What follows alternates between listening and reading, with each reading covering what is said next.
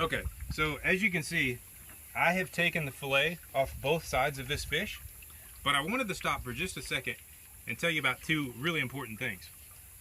One is, when it comes to Asian carp, this meat, in my personal opinion, it turns a lot faster than some other fish. If you'll clean this fish when it's fresh, when it hasn't been out of the water long, and it certainly hasn't sat in the sun, you're going to end up with a fish that is really, really white, completely odorless, somewhat sweet and sticky. It's great. But if you let it sit in the sun and you let that fish die and get warm and just things that you really shouldn't do with any other fish, it's going to turn kind of gray, it's going to lose the sweetness, and just does not really have a flavor to it. So yeah, keep it fresh. Get them out of the water, no matter if you're going to cast net them or snag them, or if they jump in your boat. Get them cleaned in a reasonable amount of time. If you're not going to clean them on the water, get them in a cooler full of ice. It's worth that extra effort. The next thing that I want to mention is, other than just taking the fillets off this fish, this backbone section right here has a lot of valuable meat. You can see how thick that is. This is all full of meat, and the only bones that are in here are the vertical bones from the spine. So if you were to take a really aggressive knife and cut this off here, cut this off here, don't get into the entrails, then all you have to do is remove the skin or the scales here, both top and bottom. You've got a massive steak that you can put on the grill and just take your fork and pick the top meat off, flip it over, take the bottom meat off, eat it however you choose. But that's a lot of fish that you can eat besides just the fillet. But for the purpose of this video, we're going to focus on the way that we're going to prepare this meat after we get it home. So, alright, so as I mentioned before, this fillet is full of bones. There are areas where you can cut out some boneless strips, but it's quite difficult to do. I've struggled with it, and I've tried it many, many times. And so what we're going to do is we're just going to remove all this meat from the skin, and then we'll worry about those bones at home in a really easy way. So I like to just start at the back of the fillet here, get going. You don't have to go all the way to the skin, because the skin has a lot of red meat that's not really desired anyway. So you'll notice I'm putting pressure on the meat with my hand, and then I'm just sort of sawing through here, because I will run into some bones, and I just want to saw right through those.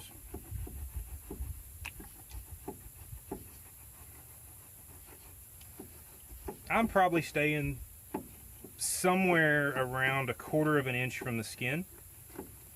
That leaves meat behind, but you know what? This is a high yield fish, and at this stage of the game here in North America, we need as many of these out of the water as possible to help preserve our other species that are being crowded out by this fish.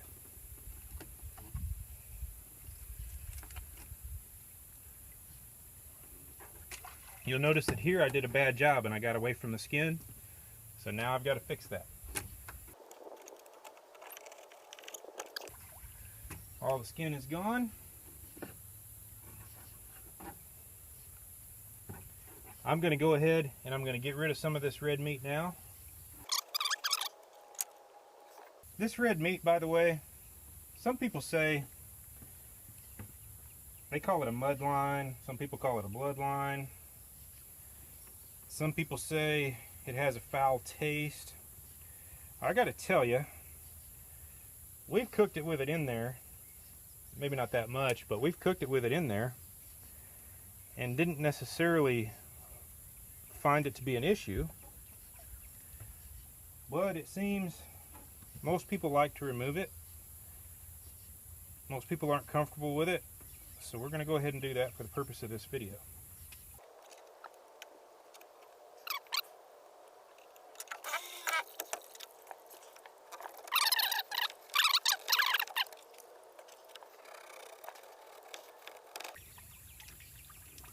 So, what you see here is two fillets, two carelessly done fillets off one Asian carp, of which there are millions and millions of these in the majority of rivers throughout the Mid-South and the Midwest. This is completely odorless. I wish I had smell-o-vision. Absolutely, completely odorless. Very, very little oil. These fish don't have the mercury and the other bad things in them that a lot of other fish have because they're not predators. They don't eat other fish. They swim in the top of the water column and filter out microorganisms. They're a good fish to eat. They're healthy for you, and you need to try them. And in the next portion of this video, we're going to show you exactly what to do with this awesome source of protein.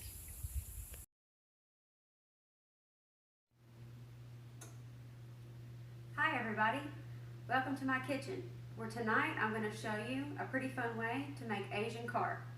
What we call this dish is flying fish puppies. They're pretty cool because you can do them a bunch of different ways, but the first step to what we're going to show you how to do today is you're going to preheat your oven to 325. While you're waiting for your oven to preheat, your first step is going to be to place your carp out on the sheet, and you want a little space in between them so that they can cook evenly and not be crowded. Once you get that done and your oven is preheated, you're going to go ahead and take your fish and you're going to put it in the oven. I want you to go ahead and set your first timer for 15 minutes. They won't be ready at that time, but we're going to go ahead and check them at 15 minutes. Alright, so the reason why this is so fun is because you can do a bunch of different ways, but today we're going to do a spicy version. But the main thing that you're going to need every time you make this dish are these ingredients, along with your Asian carp. So we're going to need milk, crackers, mustard, salt, pepper, mayonnaise, and eggs. We're doing a big batch, so we're going with 2 eggs. If you do a small batch, 1 egg. So for the spicy version, we're going to do chopped jalapenos, sweet homemade pickles, paprika, and my favorite, hot sauce. First timer went off, time to check the fish.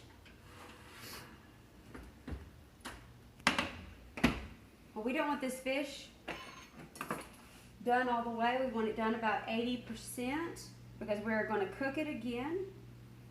It's not quite done yet, so we're going to put it back for about 6 more minutes. Alright, while the fish is cooking, we're going to go ahead and get this base going. So first we're going to start with 2 beaten eggs. Then we're going to do 2 tablespoons of mayonnaise, 2 tablespoons of mustard, and 2 tablespoons of milk. And then salt and pepper to taste, and about 20 crackers.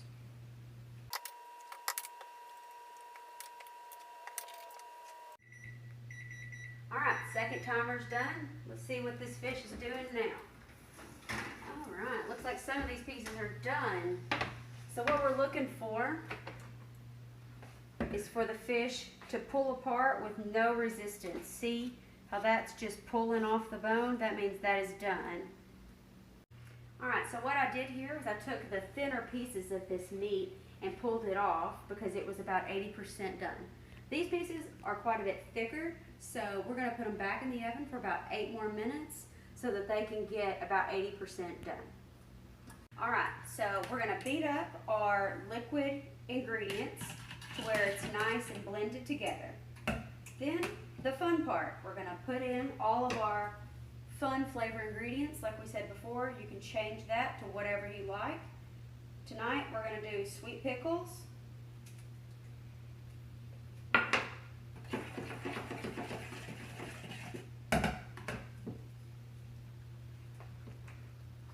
hot sauce, a little bit of salt,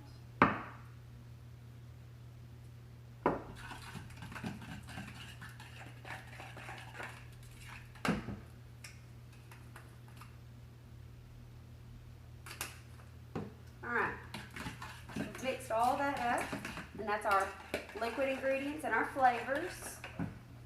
And then we've got our crackers crunched up, and we're going to add those here in just a little bit. I can't tell you exactly how long you're going to need to cook your fish because I don't know what size it is. But ours cooked for 29 minutes. It's about 80% done, and we're going to let it sit here and cool for our next stage of the process. Alright, we're going to get rid of these bones. What we've done is we've let this meat sit to the side after it was done cooking for 10 minutes just so it was cool enough to touch. So we're just gonna pick this up and see how big these bones are. Put them in the bowl here. We're just gonna leave this, don't pull it up, pull it apart too much. We want nice thick chunks.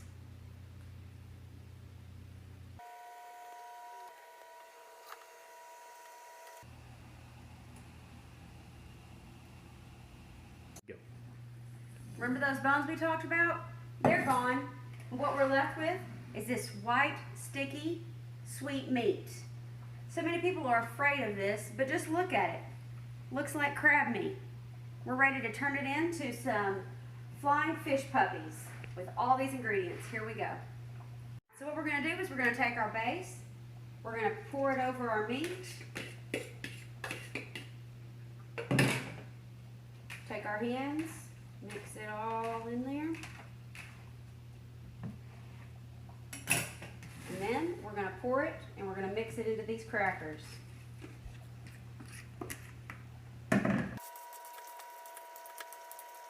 Alright, so now I'm making little balls about the size of a large hush puppy, hence the name Flying Fish Puppy.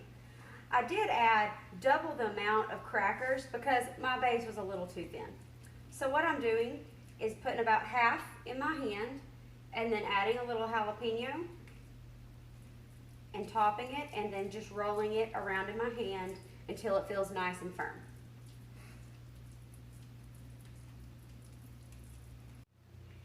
Alright, I've preheated this grease to 325 degrees. Let's go ahead and get these puppies in the grease.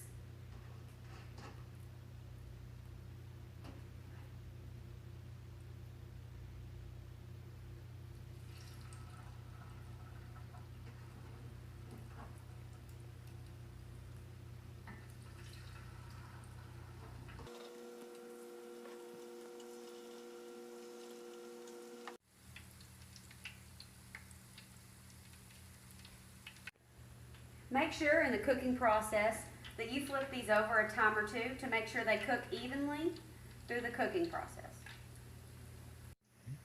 The great thing about this dish is after all this hard work we've put in tonight, we not only have meal for this evening, but we also have a meal for maybe later in the week. We could take these, put them in the deep freeze and cook them another evening, or we could even give them to a neighbor.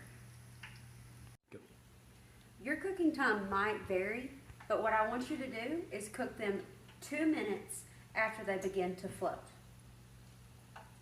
There you have it, guys. Flying fish puppies. They're high in protein, unique, and delicious. Give them a try. I think you'll like them. Thanks for watching.